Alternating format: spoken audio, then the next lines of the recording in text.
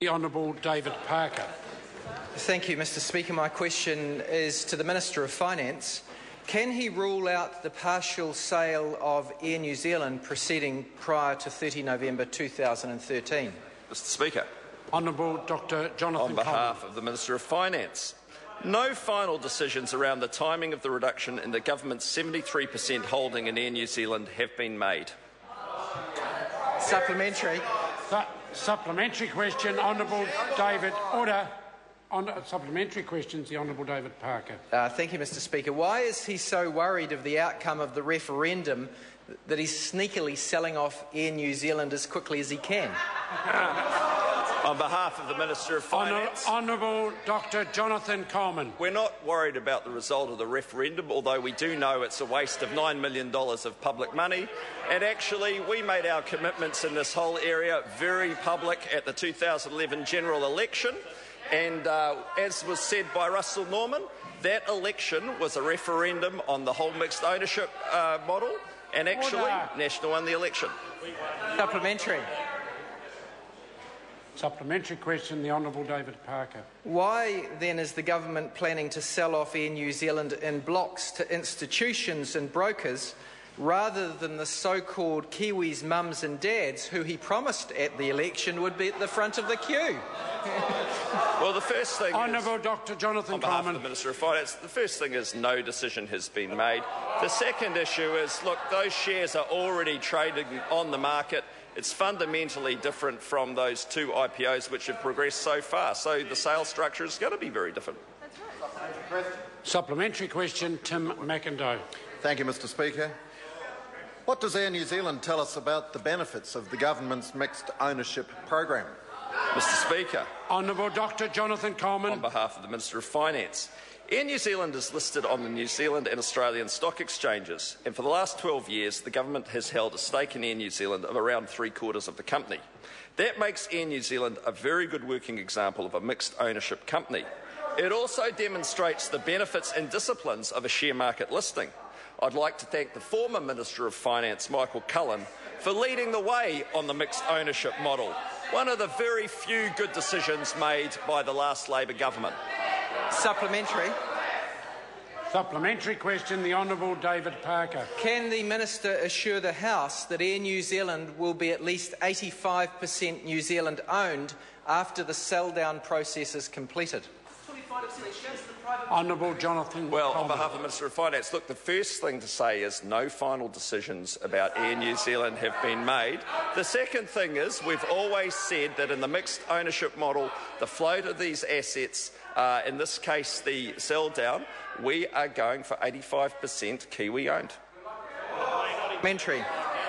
Supplementary question, the Honourable David Parker. Why did the national government say when it made citizens-initiated referenda the law in 1993 that, quotes, this was to give our people a greater voice and bring in, quotes, a more meaningful way to ascertain the views of the people, and that this citizens-initiated referendum law, quotes, is a sign of the vigour of our democracy, and that, quotes, they do not want to suppress the voice with subject matter limitations, close quotes. And further, why is it that those lofty ambitions were tossed out the window as soon as around the time of the asset sales program? Honourable Dr Jonathan Coleman. Finance. Well, the first thing is I wasn't around in 1993. The second thing is when he says ambitions were tossed out the window, the person who tossed them out was Helen Clark. And the trouble with these people over there is they pick and choose on binding referendums. So when the smacking referendum came back and it said 87% of New Zealanders want it reversed, they ignored it. But now they think they might get some sort of result of the next one. They're suddenly very keen on the idea of referenda. The other point I'd make is the referendum hasn't yet been held, but it is a waste of $9 million of taxpayers' money, and you and them are both responsible for that gross waste of money, and it won't change a thing. Question. Supplementary question, Dr Russell Norman. Thank you, Mr Speaker. Can the Minister tell us who was the Prime Minister in 2009 when the so-called smacking referendum happened, and who was the Prime Minister, leader of the government, who made a decision to take no action as a result of that referendum? On behalf of the struggling to see how that has much ministerial responsibility and connected to the question, but I'll allow the point of order. The issue of relevance is that the Minister raised it in his answer to the question. I don't need the... Well, I appreciate the attempt of assistance from the member. I don't need it. On this occasion, I've said the question is in order, and I'll leave it to the Minister to respond. Well, we all know the answers to that question, but the other thing we do know is that the economic suicide bombers of the Green Party, if they got the chance, would be bursting into the cabinet room. Order. Would the Minister please resume his seat? I have another point of order from Dr. Russell. Mr. Speaker, the Minister did not attempt to answer the question. He could have, and then he started a diatribe about the Green Party. It has nothing to do with the Green Party. Answer the question. The difficulty I have with this point of order is the Minister was attempting to answer the question when the member, Dr. Russell Norman, rose to his feet and interrupted the answer. Until the answer is completed, I can't rule whether the question's been adequately addressed or not. Dr. Jonathan Coleman. On behalf of the Minister of Finance, we all know the answer to that question, but we also know if the Green Party got hold of the Treasury benches, they would be going out printing billions of dollars to try and buy these assets back, and I challenge them to deny it. Order. I have a further point of order. Mr. Speaker, can you please explain to me how this has anything to do with the question I asked? Order. With some difficulty, but I actually have difficulty understanding the exact question the member asked anyway. If the members... Order.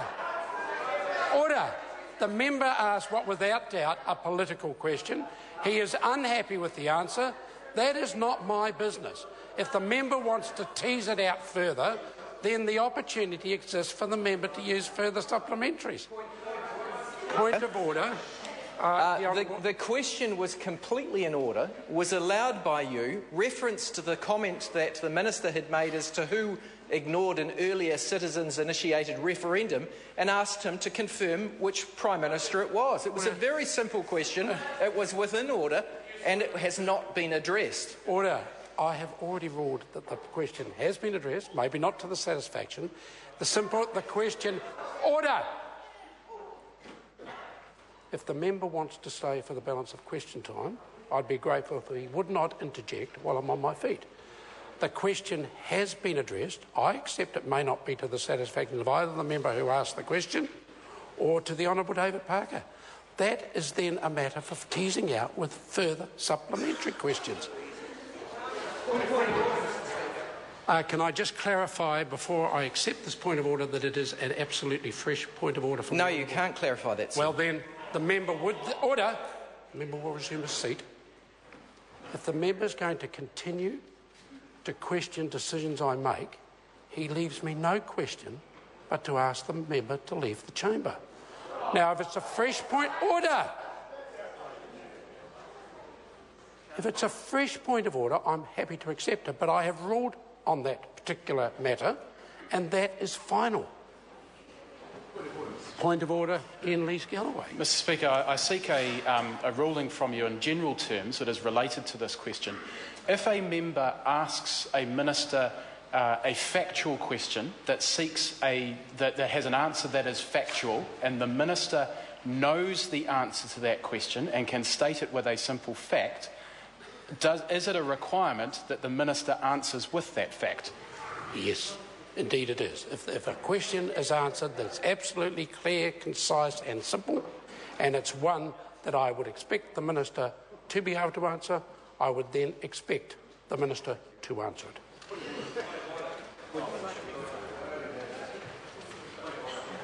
Point of order, Gareth Hughes. Sir, just an additional clarification on the ruling. Is it acceptable for a minister to give the answer, everyone knows the answer, in response to a very specific factual question? Well, to a very specific question, maybe not, but to the question that was answered, yes, I have ruled that it is the case. Point of order, Chris. Thank you, Mr Speaker. I want to raise with you a slightly different issue, but it is related to the answer that the Minister gave, and it extends to the issue of ministerial responsibility. It is well established in the standing orders and in the Speaker's rulings that ministers do not have responsibility for the policies of other parties or what other parties might do if they became government. And what's increasingly becoming a practice at the moment is that ministers are standing up and giving a very brief answer to a question and saying, but if that party was in government, and then a whole lot of other things. And previously, speakers have sat ministers down when they got to that point without letting them go on because they don't have any responsibility for that. And I think that point's reasonable. There are occasions when I do sit ministers down when they attempt to attack another party. But at the end of the day, this is a political debating chamber. And there will be times when political barbs are traded from one side to the other. Point of order, the Right Honourable. Does your ruling mean that if the way to get to the question being answered is to ask a further supplementary, does that mean that listeners, questioners over this side of the House will get an extra supplementary or just use up their time? Order. On occasions, as the member will have observed, on many occasions, I may well give an extra supplementary. But the point I am making to the member and to all members of the House, if a supplementary question is asked, many, many times the member who asked that question is not happy with the answer. That's been happening since I arrived in this chamber. And the way to then make progress is not to stand to one's feet and expect the Speaker to rule on the adequacy of the answer, provided the question has been addressed. The way to do it is to ask searching, perceptive supplementaries and attempt to get the correct answer. Supplementary question, the Honourable David Parker. Who was the Prime Minister when the citizens-initiated referendum was held in respect of the anti-smacking issue, and who was the government that ignored the recommendation or the majority recommendation of that referendum, all of which were referred to by the Minister in his first earlier supplementary answer? Point of order, the Honourable Jerry Brownlee. Mr Speaker, the initial question is about the partial sale of Air New Zealand proceeding prior to the 30th of November 2013. Now, while a minister might have commented on a coming referendum, to now be allowing a question into the minister about what is simply historical fact seems to me quite unreasonable and a waste of members' time. I don't need any assistance on this particular point. The member, the Honourable General, is right. That doesn't bear a lot of resemblance to the initial question, but the members in their further supplementaries and in the answers given by the Minister have talked about other citizen-initiated referendum. On this occasion, I invite the Honourable David Parker to re-ask his question and it will be answered. Thank you, Mr Speaker. Who was Prime Minister at the time of the citizens-initiated referendum in respect of the smacking issue, and who was Prime Minister and who was in government when that was ignored? On behalf of the Minister of Finance, I don't have that information with me, but if you'd like to submit it in writing, I'll get back to you.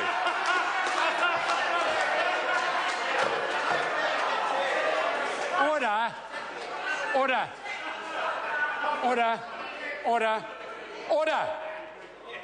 A point of order is being raised and it will be heard in silence. Right, Mr Speaker, how can a minister not be treating this House with anything other than contempt, who previously said everybody knows the answer, but apparently he doesn't? This is awful waste of Parliament's time, and it makes us look foolish in front of the public, which comes natural to some members, but some of us don't like it. I'll hear from the Honourable Jerry Brown as Leader of the House. I'm sure, Mr Speaker, you'll find that the Minister's moved from that clear statement initially that everyone knows the answer to that. After such a long period of time and the House being so interested in this matter, he's begun to doubt himself. Order. Order. Order.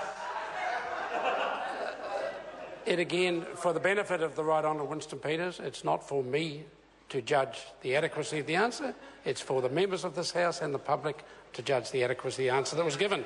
But if the answer given, it is satisfactory. Further. Question number 3, Nikki Wagner. Thank you, Mr Speaker.